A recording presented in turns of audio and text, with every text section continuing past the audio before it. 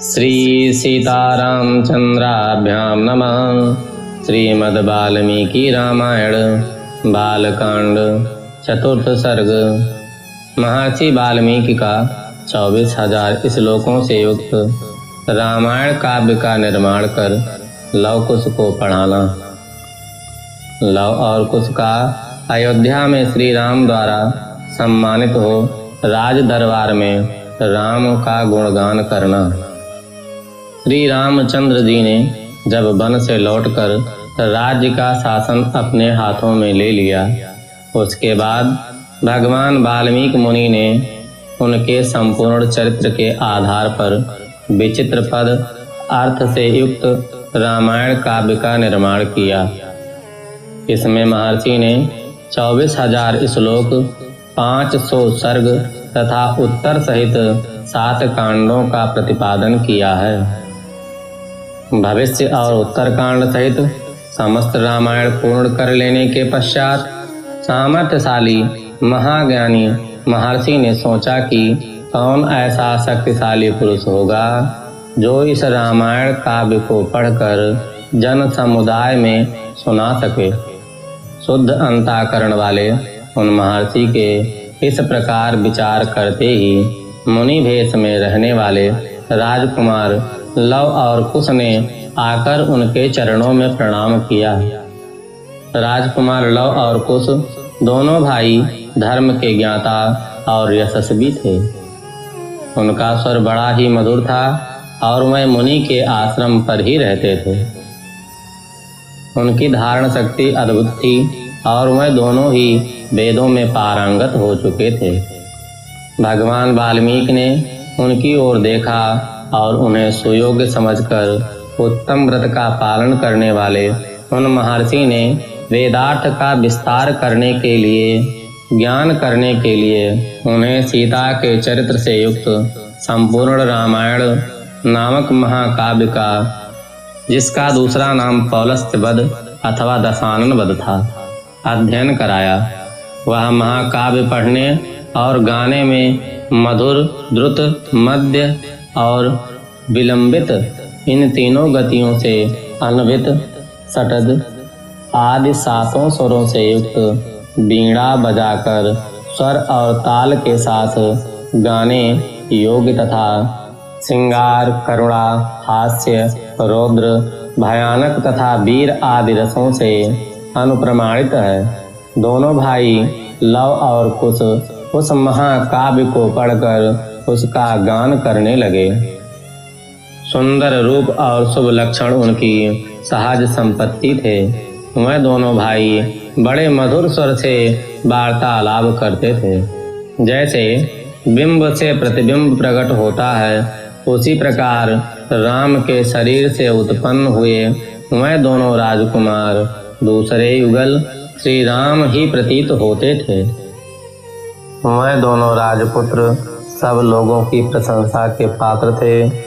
उन्होंने उस धर्म अनुकूल उपाख्यान का संपूर्ण काव्यों को जिह्वाग्र कर लिया था और जब कभी ऋषियों, ब्राह्मणों तथा साधुओं का समागम होता था, उस समय उनके बीच में बैठकर वह दोनों तत्वज्ञ बालक एकाग्रचित हो रामायण का गान किया करते थे।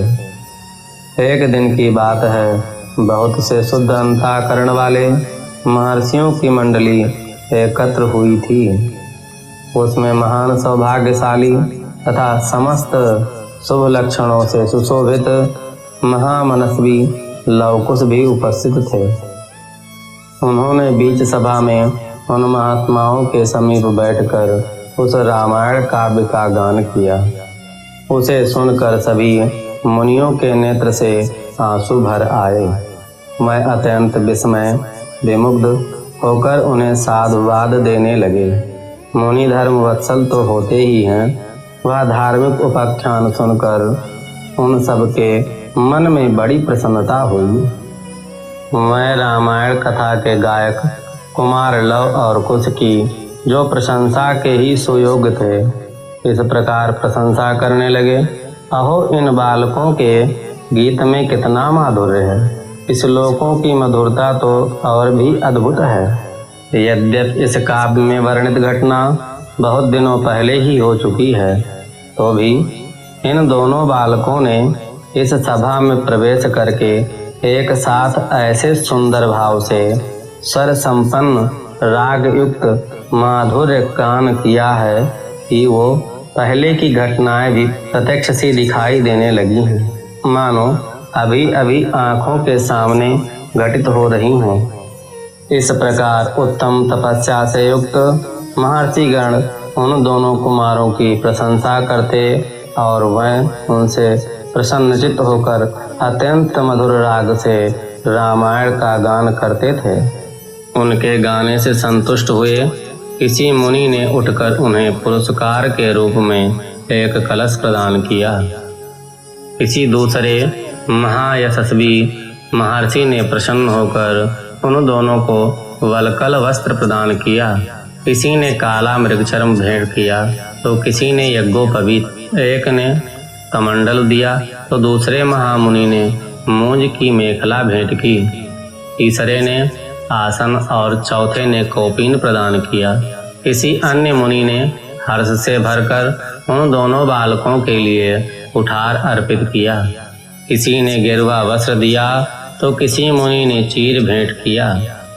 किसी दूसरे ने आनंद मगन होकर जटा बांधने के लिए रस्सी दी तो किसी ने समिधा बांधकर लाने के लिए डोरी प्रदान की।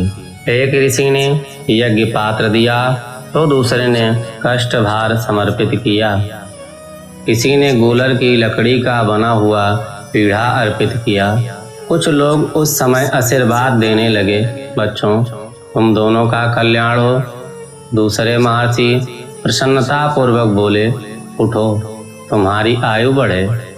इस प्रकार सभी सत्यवादी मुनियों ने उन दोनों को नाना प्रकार के वर दिए।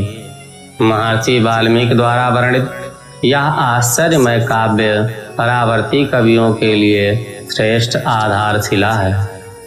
श्री रामचंद्र जी के संपूर्ण चरित्रों का क्रमशः वर्णन करते हुए इसकी समाप्ति की गई है। संपूर्ण गीतों के विशेषज्ञ राजकुमारों यह काव्य आयु एवं पुष्टि प्रदान करने वाला तथा सबके कान को मन को मोहने वाला मधुर संगीत है। तुम दोनों ने बड़े सुंदर ढंग से इसका गायन किया है। एक समय सर्वत्र प्रशंसित होने वाले राजकुमार लव और कुश अयोध्या की गलियों और सड़कों पर रामायण के श्लोक का गान करते हुए विचर रहे थे।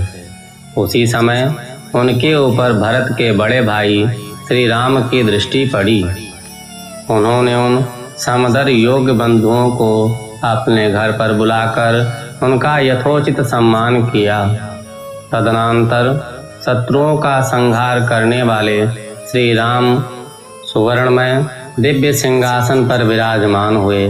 उनके मंत्री और भाई भी उनके पास ही बैठे थे। उन सब के साथ सुंदर रूप वाले उन दोनों विनयशील भाइयों की ओर देखकर श्री रामचंद्र जी ने भरत, लक्ष्मण और शत्रुघ्न से कहा, हे देवता के समान तेजस्वी दोनों कुमार, विचित्र अर्थ और पदों से युक्त मधुर काव्य बड़े सुंदर ढंग से गाकर सुनाते हैं। तुम सब लोग इसे सुनो। यूं कहकर उन्होंने उन दोनों भाइयों को गाने की आज्ञा दी। आज्ञा पाकर वह दोनों भाई वीणा के लय के साथ अपने मन के अनुकूल एवं मधुर स्वरों से राग अलापते हुए रामायण काव्य का गान करने लगे। उनका उच्चारण इतना अस्पष्ट था कि सुनते ही अर्थ का बोध हो जाता था। उनका गान सुनकर श्रोताओं के समस्त अंगों में हर्ष जनित रोमांच हो आया तथा उन सब के मन और आत्मा में आनंद की तरंगें उठने लगी। उस जनसभा में होने वाला वह गाना सबकी श्रवण इंद्रियों को अत्यंत सुखद प्रतीत होता था। उस समय श्री राम ने अपने भाइयों का ध्यान आकृष्ट करते हुए कहा, ये दोनों कुमार मुनि होकर भी राजोचित लक्षणों से संपन्न हैं। संगीत में कुशल होने के साथ ही महान तपस्वी हैं। ये जिस चरित्र का प्रबंध काव्य का गान करते हैं वह शब्दार्थ अलंकार उत्तम गुण एवं सुंदर रीति आदि से युक्त होने के कारण अत्यंत प्रभावशाली है। मेरे लिए भी अद्भुत कारक है, ऐसा वृद्ध पुरुषों का कथन है। अतः तुम सब लोग ध्यान देकर इसे सुनो। तदनंतर श्री राम की आज्ञा से प्रेरित हो मैं दोनों भाई मार्ग विधि की रीति से रामायण का गान करने लगे। सभा में बैठे हुए भगवान श्री राम भी धीरे धीरे उनका गान सुनने में तन्मय हो गए। लव और कुश मार्ग विधि से रामायण महाकाव्य का गान करने लगे। यह मार्ग विधि क्या होता है? गाना दो प्रकार के होते हैं, मार्ग और देसी। विभिन्न विभिन्न देशों की प्राकृतिक भाषा में गाए जाने वाले गाने को देसी कहते हैं और समूचे राष्ट्र में प्रसिद्ध भाषा संस्कृत आदि भाषा का आश्रय लेकर गाया हुआ गाना मार्ग के नाम से प्रसिद्ध होता है। लव और कुश संस्कृत भाषा का आश्रय लेकर इसी की रीति से ये रामायण महाकाव्य का गान कर रहे थे। इस प्रकार महर्षि वाल्मीकि निर्मित हर्षण रामायण आदि काव्य के बालकांड में चौथा सर्ग पूरा हुआ। बोलिए सियावर रामचंद्र भगवान की जय।